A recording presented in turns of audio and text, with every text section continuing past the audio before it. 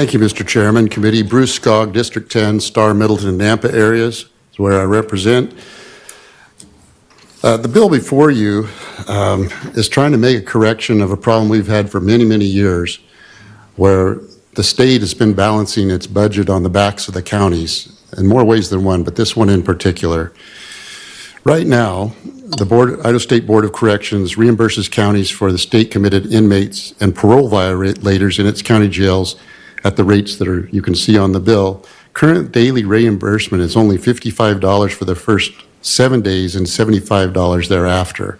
It's far short of what it costs our counties, almost all of them, to house an inmate.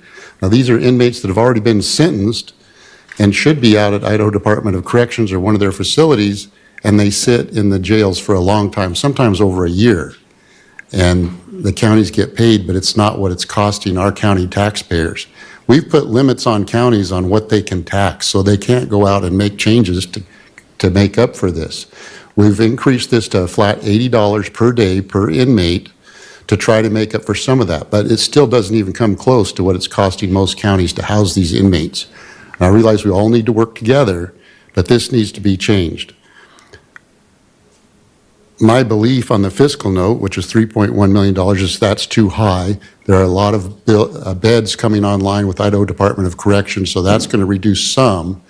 But we need to put a little incentive on the state, and that's where you and I all come in to get some of these inmates out of the county jails once they belong to Idaho Department of Correction. It does not make sense to me that someone has to sit in a county jail for a year when they've already been sentenced to do hard time out for the state. So I think this is a proper tax shift. It's not a tax raise, but it shifts it back on the state where it belongs just to some degree.